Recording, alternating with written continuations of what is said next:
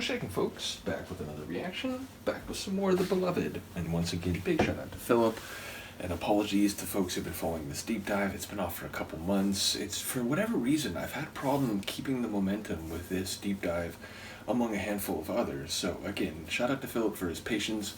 And we are working from a 1988 CD version of the release, and that's particularly relevant here, though I'm still a bit confused. Follow me on this one. I always have the Discogs master release open when I'm going through albums I've never heard before, just because, you know, in some cases there's not bonus credits, but like technical credits for the album, you know, backing singers and so on, or producers, engineers. And in other cases, it's just to have a, picture of the album cover in my head and the, track listing laid out. And that's even in cases where, I've downloaded a zip file of the full album with like numbers and the track listing. But in that regard, I did notice on Discogs there seems to be a difference from the track listing here on the CD version, which I get it. It came a year later, and it includes a bonus tune of the tune we're going to listen to now.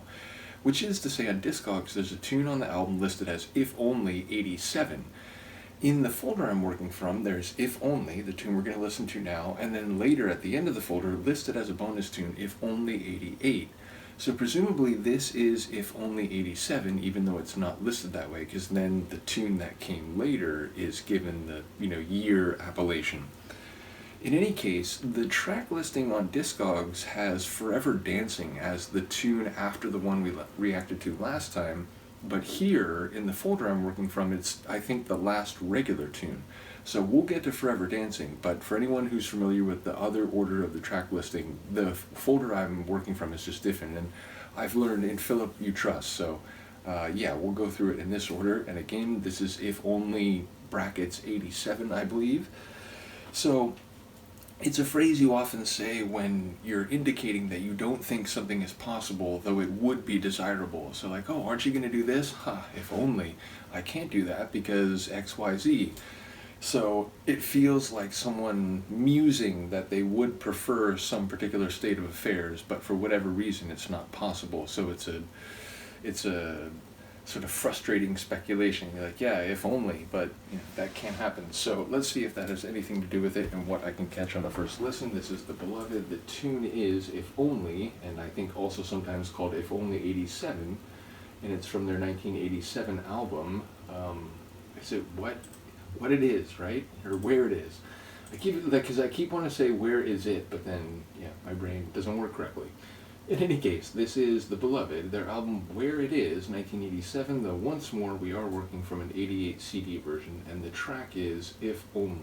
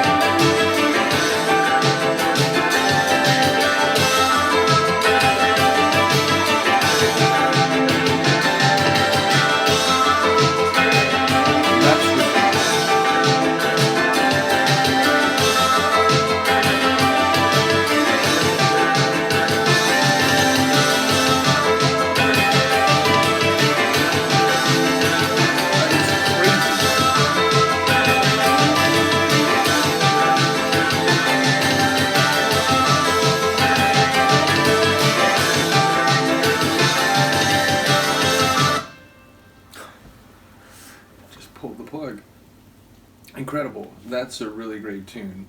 Mea culpa to the beloved. For penance, I shall promise to come back to them in a more reasonable time frame. But seriously, okay, like, to begin with, I love the guitar work. There was like layered guitars, it sounded like. One that was like this dreamy electronic guitar.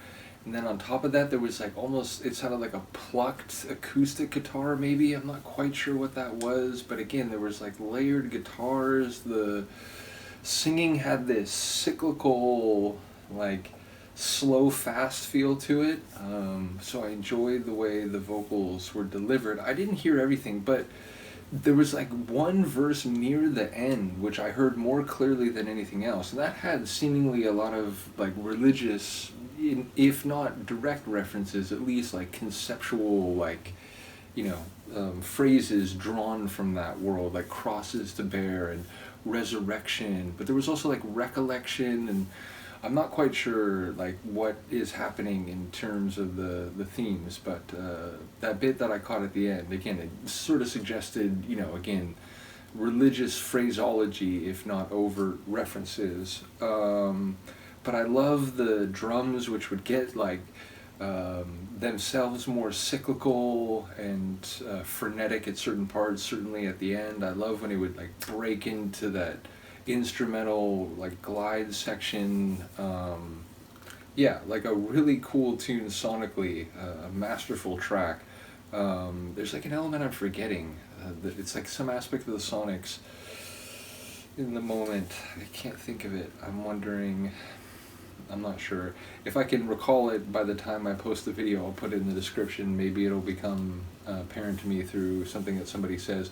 Because again, like, I get a lot of comments about how one of the things that people, like, initially, they feel like, oh, this is interesting, is, I don't pause tunes in this context. When I've been doing the music video reactions, I have been pausing, and again, I'm only going to react to music videos for songs I've already reacted to in this form, so that feels less egregious. But because of that, and because I really don't like stepping on the tune, and over time I've learned just to try to hold back until the end of the track. But inevitably that does lead me to forget some details that I'm thinking of along the way. So I do my best to, recall everything. And I don't want to sit here and like scramble and take notes and then I'm missing something that's playing in the moment. So again, inevitably that will happen where it's like, oh man, there was that one line I wanted to talk about and I can't think of it. Here it's a sonic detail. But either way, the parts that I did discuss, honestly, I know the deep dive hasn't been compressed, and sometimes that makes it harder for me to like compare different tunes, like, oh, this is definitely my favorite and the one we've gone through so far. But like in the moment, I feel like that hit me more memorably than any of the tunes I can think so far. So I wonder if people, regard this as a tune of significance on this album. Either way, as I said, there's another version of it listed here in the folder that I have, shout out to Philip, as If Only 88. Nevertheless, before we get there, we have a number of other tracks culminating in, right before that, Forever Dancing, which again, for some reason, I guess on the original release was placed like earlier in the album, which is interesting to me in that I always think about album chronology, even when it's not a formal concept album or anything like that. And to move a track that was at the end of the album, or, vice versa, one that was in the middle of the album to the end, is like, ooh, maybe they like, ooh, this is actually a bigger tune than we realized. Let's put it, as the final statement of the album. Either way, we'll get to it eventually. In the moment, I forget what is next in the folder we have. Let me check.